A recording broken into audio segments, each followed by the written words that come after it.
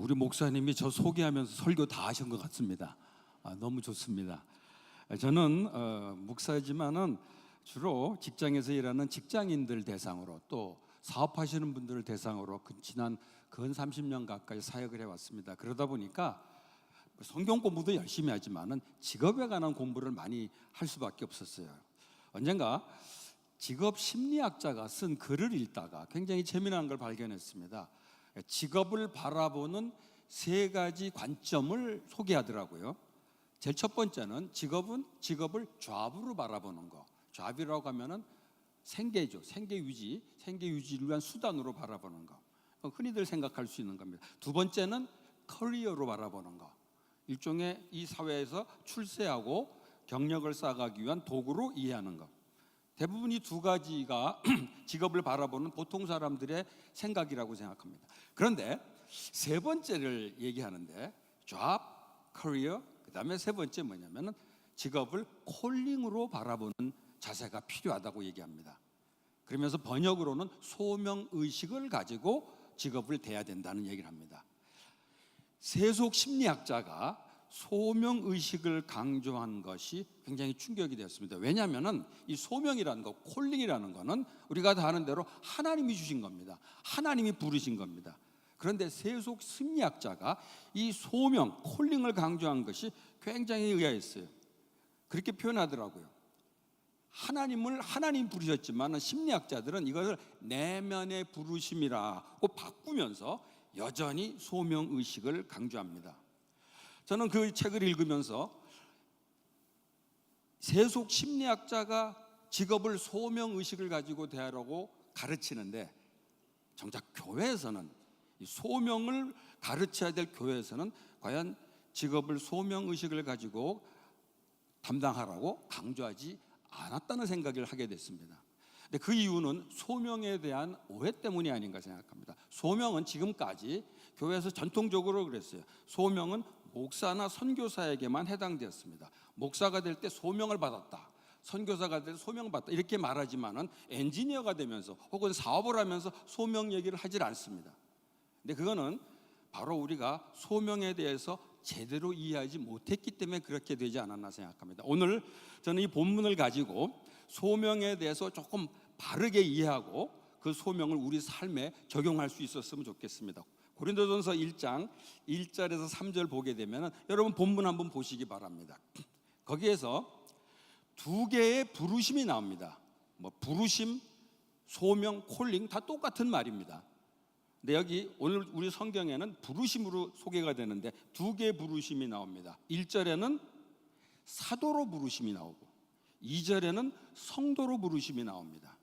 그러니까 하나님께서 바울을 사도로 부르시고 고린도교의 성도들을 성도로 부르셨다고 말합니다. 그런데 이 두 부르심의 공통점은 뭐라고 생각하세요? 두 부르심의 공통점은 너무 분명하죠. 하나님이 부르셨다는 거죠. 하나님이 바울을 사도로 부르셨고 하나님이 고린도교의 성도를 성도로 부르셨다는 겁니다. 공통점은 쉬워요. 그런데 차이점은 뭘까요? 사도로 부르심과 성도로 부르심. 예전에는 이걸 이렇게 오해를 많이 했습니다. 사도로 부르신 건 목회자로 부르신 거고 성도로 부르신 건 평신도로 부르신 거, 그런 거 성경에 없는 말입니다. 이 사도로 부르셨다라는 것은 직분으로의 부르심이고 성도로 부르셨다라는 건 새로운 신분으로의 부르심입니다. 그래서 이 성도로 부르심, 그러니까 모든 사람들 가운데 어떤 사람들을 하나님께서 불러서 성도로 삼으셨어요. 바로 이 소명, 이것을 1차 소명이라고 합니다. 그리고 그 성도들 가운데 어떤 사람들을 사도라는 직분으로 부르셨어요. 이것을 2차 소명이라고 합니다. 그래서 모든 성도들은 사실상 소명을 받았는데 1차 소명을 받고 그 다음에 2차 소명을 받은 겁니다. 오늘 그래서 이 두 가지 소명에 대해서 여러분들에게 좀 나누려고 합니다. 첫 번째, 우리 모든 성도들은 소명을 받았다는 것. 근데 그 소명은 성도의 소명, 구원의 소명을 받았다는 겁니다. 종종 물어봅니다. 예수 믿는 사람 손 들어보라고 그러면 다 손을 드시죠. 그런데 소명 받으신 분 손 들어 그러면 다 내립니다. 소명 받으면은 어디로 가라 그럴까봐, 아프리카로 가라 그럴까봐 겁이 나서 그런지 소명 받으신 분 다 손 내립니다. 그런데 사실 모든 크리스찬, 예수를 믿는 사람들은 하나님으로부터 소명을 받았습니다. 로마서 8장 30절에 보면 이런 말씀이 있습니다. 미리 정하신 사람들을 하나님께서 부르시고, 그 다음에 부르신 사람들을 의롭게 하시고, 의롭게 한 사람을 영화롭게 하신다는 말씀이 나옵니다. 그러니까 하나님이 부르신 사람들은, 한마디로 소명을 받은 사람들은 예수를 믿게 되는 거고, 예수를 믿은 사람들은 자신이 그걸 인식하는지 안 하는지 모르겠지만 소명을 받았다는 겁니다. 그러니까 소명을 받지 않고, 부르심을 받지 않고는 예수를 믿을 수가 없습니다. 우리 모두가, 성도들은 예수 믿도록 부르심을 받은 사람들입니다. 그런데 하나님이 우리를 이렇게 불렀을 때, 우리에게 소명을 주셨을 때 기대하시는 것은 무슨 엄청난 일을 하는 것을 기대하지 않으세요. 그러니까 우리 한국 교회에서 이 소명이라는 것은 무슨 엄청난 일하고 자꾸 연결이 돼서 소명을 받으면 어딘가로 가야 되고 내가 뭔가 다 희생, 이렇게 생각하기 쉬운데, 하나님께서 부르신 다음에 기대하는 것은 오늘 성경에 굉장히 많이 나오는데, 그렇게 엄청난 일을 하라고 부르신 것이 아니라, 첫 번째는 뭐냐면 부르심에 합당하게 살도록 부르셨다는 겁니다. 에베소 4장 1절부터 3절까지 보면 이런 말씀이 있습니다. 그러므로, 저는 세번역으로 읽어드릴 텐데 한번 잘 들어보시기 바랍니다. 그러므로 주님 안에서 갇힌 몸이 된 내가 여러분에게 권합니다. 여러분은 부르심을 받았으니, 모든 성도들이에요. 그 부르심에 합당하게 살아가십시오. 소명을 받은 사람은 소명에 합당하게 살아가는 겁니다. 근데 그 살아가는 내용이 2절에 이렇게 됐어요. 겸손함과 온유함으로 깍듯이 대하십시오. 오래 참음으로써 사랑으로 서로 용납하십시오. 그게 부르심을 받은 사람들에게 주님이 기대하는 삶의 모습이라는 겁니다. 겸손하게 살고 온유하게 행하고 오래 참음으로 사랑으로 서로 용납하는 것. 그게 바로 소명을 받은 사람의 삶, 소명 의식을 가지고 사는 사람의 삶의 모습이라는 거죠. 저는 이랜드에서 오랫동안 사역했는데, 이랜드 직원 가운데 이름이 겸손이라는 사람이 있습니다. 굉장히 좀 이름이 특이하죠. 그래서 그 형제하고 만나서 얘기를 좀 나누게 되었습니다. 그런데 그 형제가 그러더라고요. 자기 누나 이름은 온유라고 그러더라고요. 아버님이 작정하고 이름을 지으신 것 같아요. 온유 겸손으로. 그런데 그 형제에게 물어봤어요. 이름이 좀 부담스럽지 않았냐? 사실 제가 겸손이었다고 생각하면 방겸손, 굉장히 부담스러웠을 것 같아요. 평생 살면서. 방온유 마찬가지일 것 같아요. 그런데 그 형제한테 물어봤더니 아버님한테 감사한다 그러더라고요. 아버님이 그렇게 이름을 지어주셨기 때문에 그 이름에 맞게 살려고 노력했다는 얘기예요. 너무 귀한 형제였어요. 근데 사실 겸손이란 이름, 온유란 이름을 가진 사람에게만 해당되는 것이 아니라 소명을 받은 사람, 성도로 부르심을 받은 모든 성도들의 삶은 바로 겸손과 온유로 나타나야 된다는 거죠.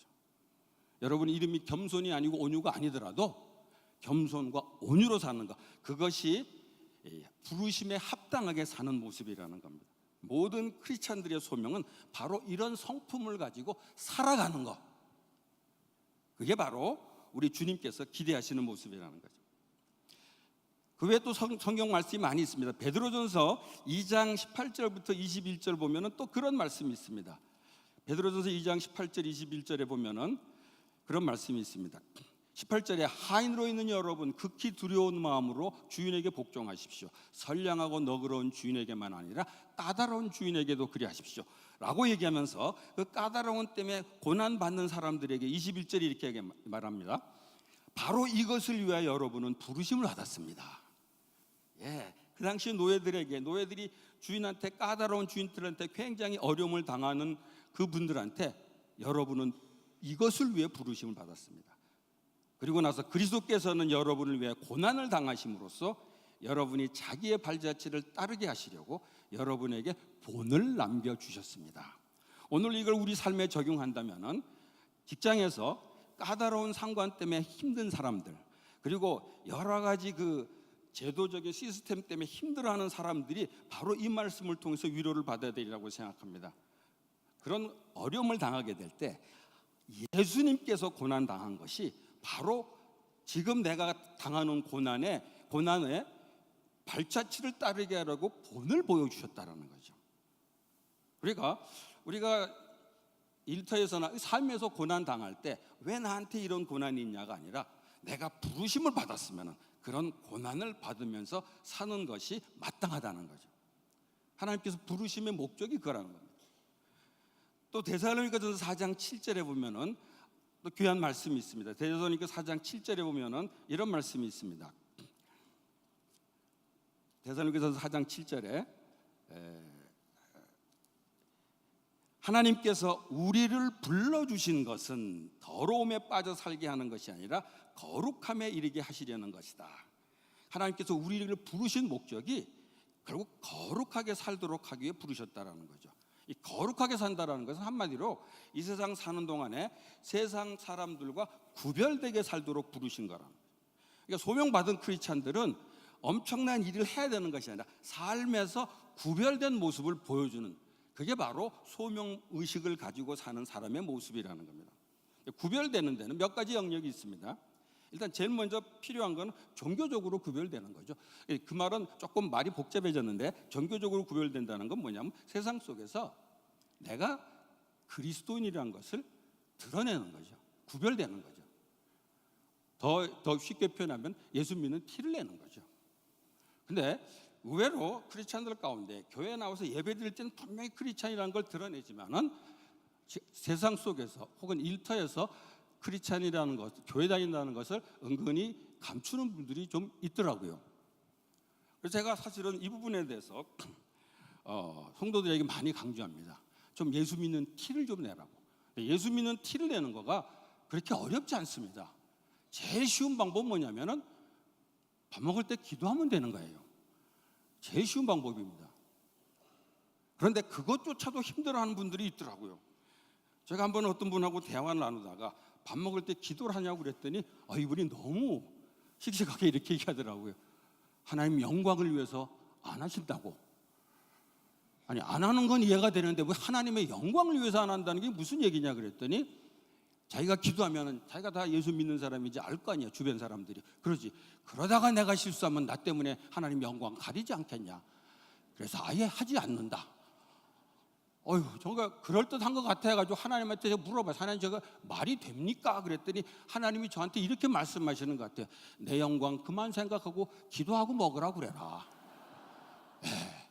티를 내는 거예요. 저는 우리 종교적으로 구별된 것 중에 제일 중요한 게 기도인 것 같아요. 제가 어떤 분 간증을 들었는데 그 간증이 굉장히 은혜로웠습니다. 그분은 직장에 사람들하고 좀 가까워지면은 사람들에게 이런 질문을 한대요. 혹시 좀 어려운 일 없냐고. 없다 그러면 그냥 끝이에요. 근데 예를 들어 자식이 우리 자기 딸이 좀 몸이 아프다는 얘기하면 금방 그렇게 얘기한다고 합니다. 딸 위해서 기도해 주겠다고.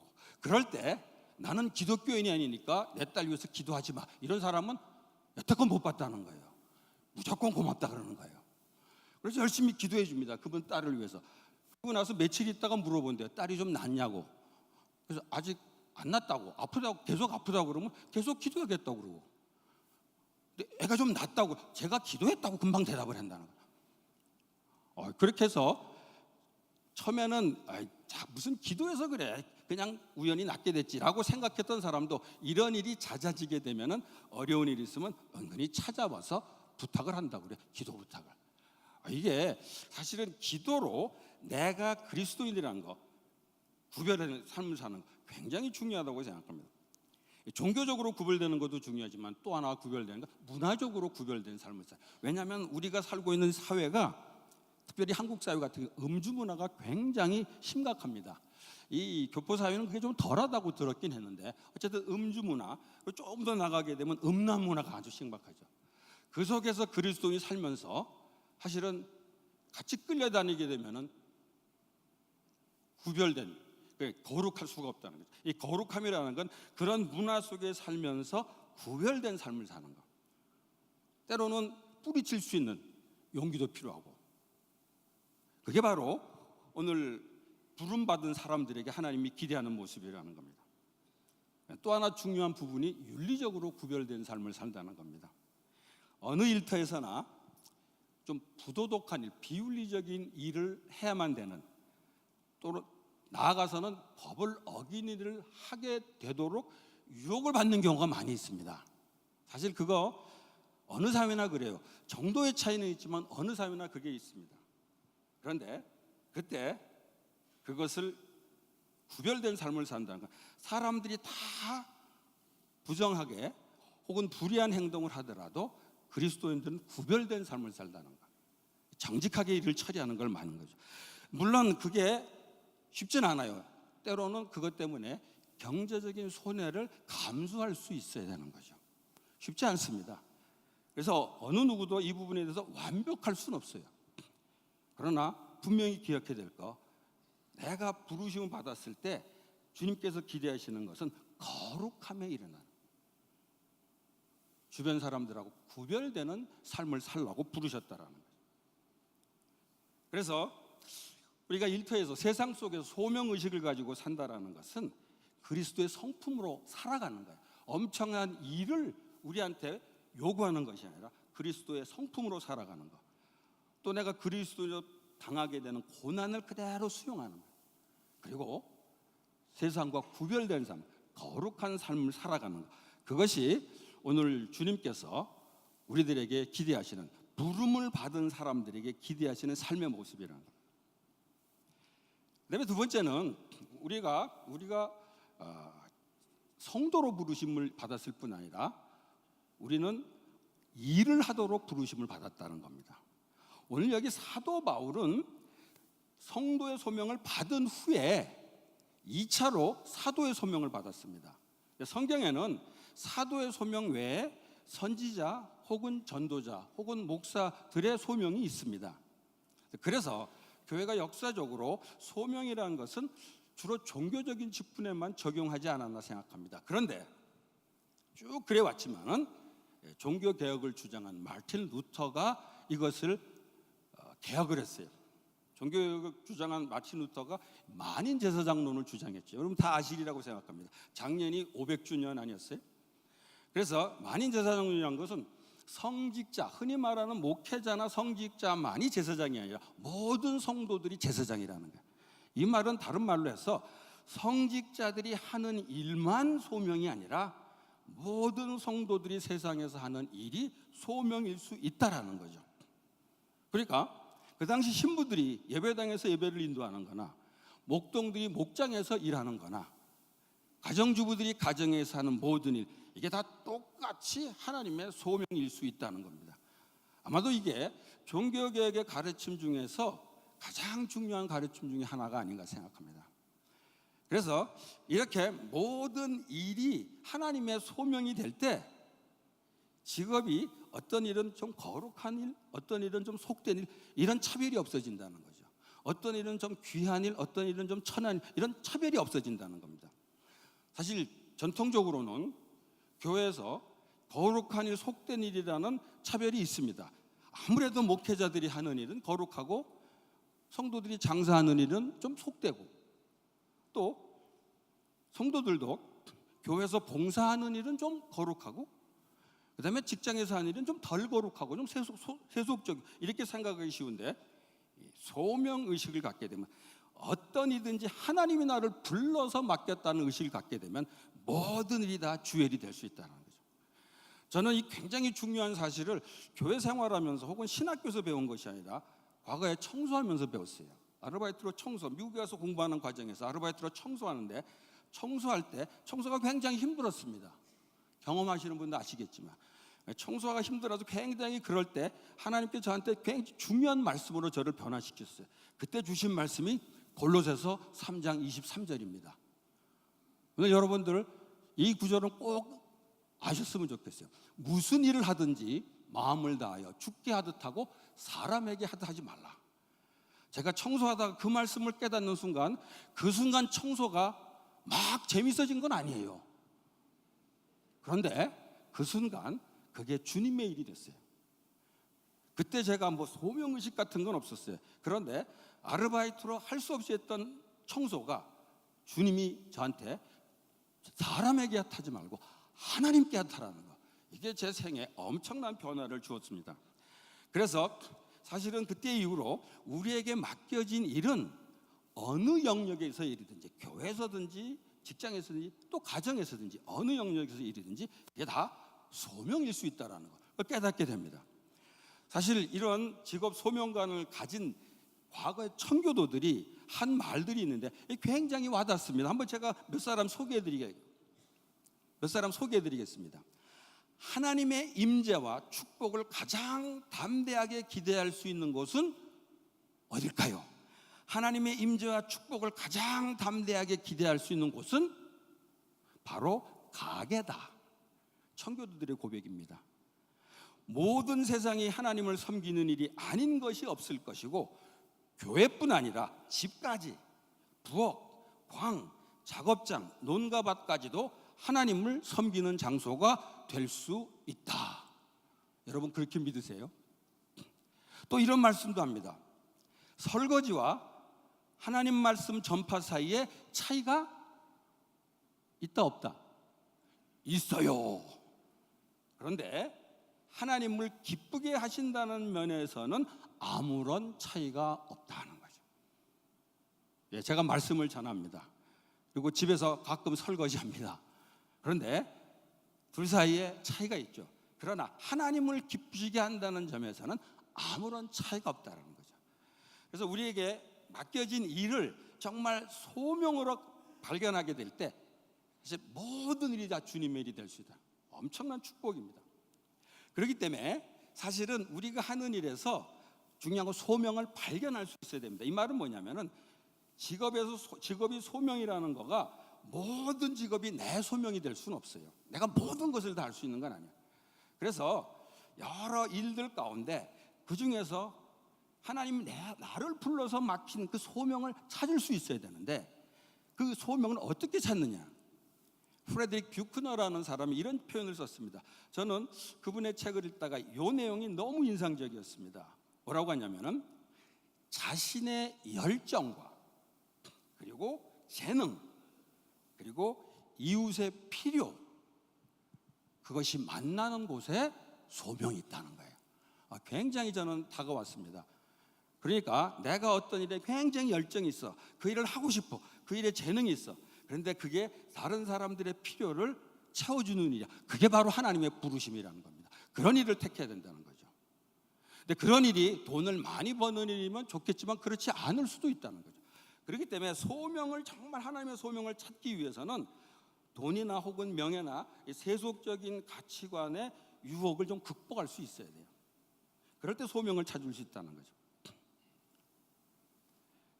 그렇다고 해서 사실은 내가 꼭 좋아하는 일, 또 사람들의 이웃의 필요를 채워주는 일, 이거를 누구나 다 쉽게 찾을 수 있다고 생각지는 않습니다. 그래서 젊은이들 가운데는 아직 소명을 찾지 못한 채로 어쩔 수 없이 일하게 되는 경우가 많이 있습니다. 제가 과거에 청소했던 거, 이거는 소명으로 생각한 게 아니에요. 어쩔 수 없이 일을 했던 거예요. 그런데 사실 어쩔 수 없이 하게 된 일도 거기서 소명을 발견할 수 있어야 돼요. 그 일에서 의미를 발견하게 되면 그것이 하나님의 소명으로 변화될 수가 있다는 겁니다. 저는 과거에 청소하던 일이 내가 소명이라고 한 번도 생각해 보지 못했는데, 지금 돌이켜 보니까 그때 하나님이 짧은 기간이지만 나를 불러서 그 일을 하게 하셨고, 그것 통해서 엄청난 걸 가르쳐 주셨다고 생각해요. 그래서 지금 하고 있는 일이 어떤 일이든 간에 그 일에 의미를 부여하시기 바랍니다. 그리고 의미를 찾고, 의미가 없으면 의미를 좀 부여할 수 있었으면 좋겠어요. 그럴 때 그 일이 소명이 되고, 그 소명으로 그 일을 하게 될 때 일 자체도 내게 달라지겠지만은 그렇게 사는 삶 자체가 달라질 수가 있다는 겁니다. 그래서 사실 소명의식을 가지고 일한다는 것은 그냥 이 일에 대한 변화만이 아니라 내 삶의 변화를 줄 수 있다는 겁니다. 아까 처음에 제가 말씀을 드렸지만은 돈만을 위해서 일한다면은 직업은 잡이 됩니다.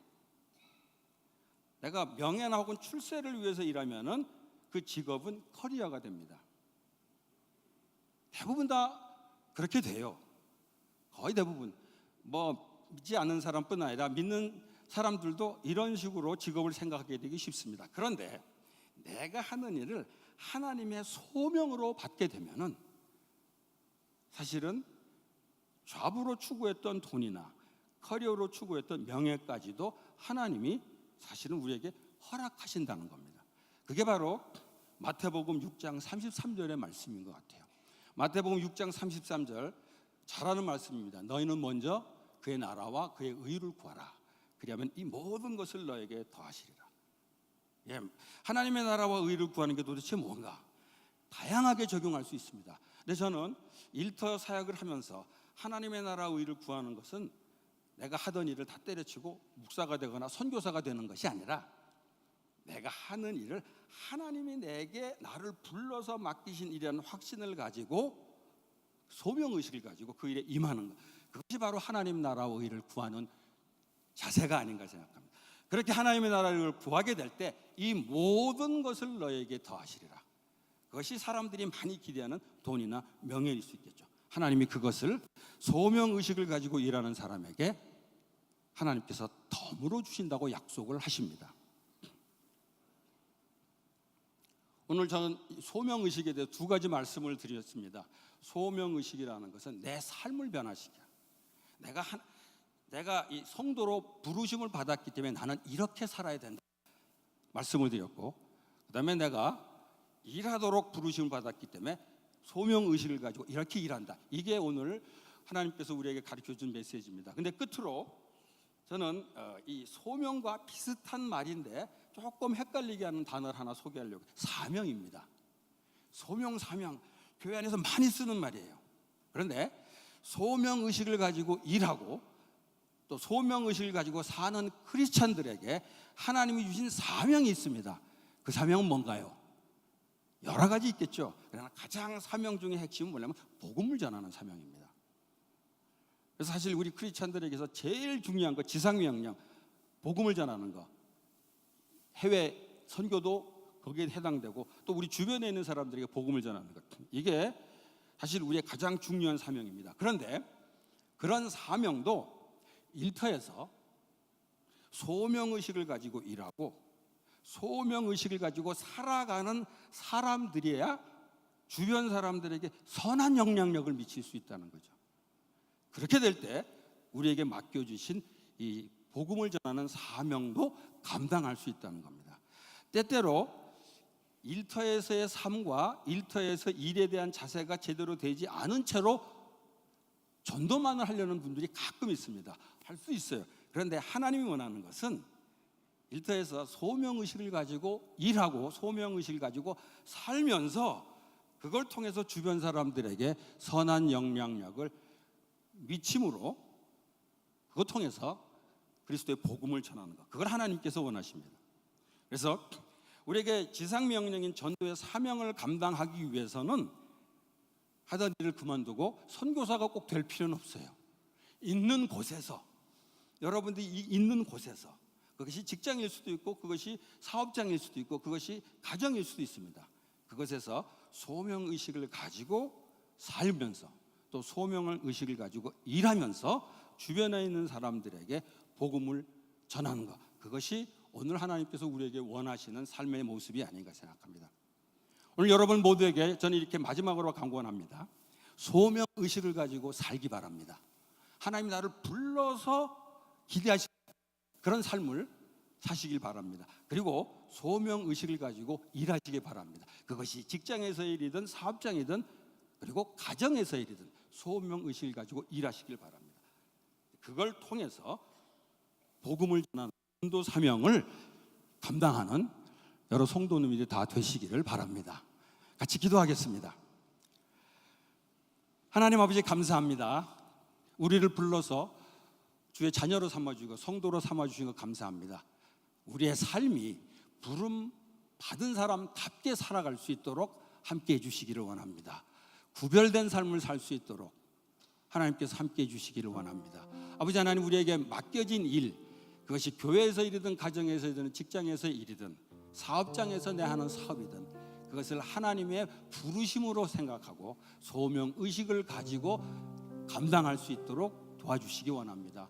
아버지 하나님, 우리의 삶이 소명의식을 가지고 살고 소명의식을 가지고 일함으로 주변에 있는 사람들에게 선한 영향력을 미쳐서 그것을 통해서 그리스도의 복음을 전하는 지상명령, 귀한 사명 감당할 수 있도록 은혜 베풀어 주시옵소서.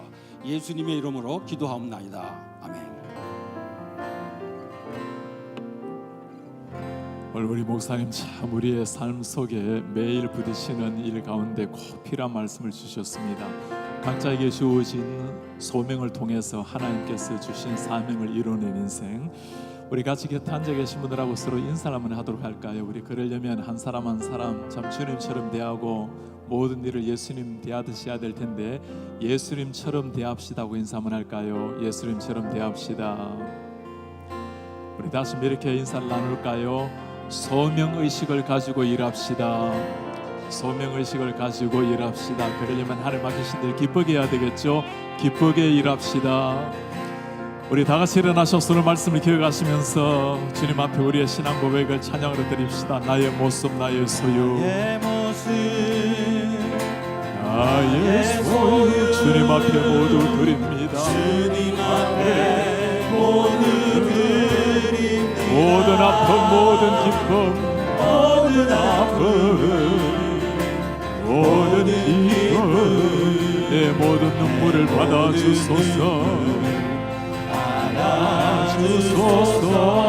나의 생명을 드리니 나의 생명을 주 영광 위에 사용하소서. 영광 위하여 사용하오. 내가 사는 날 동안 사는 날 동안에 주를 찬양 주여 기쁨의 제물 되겠습니다.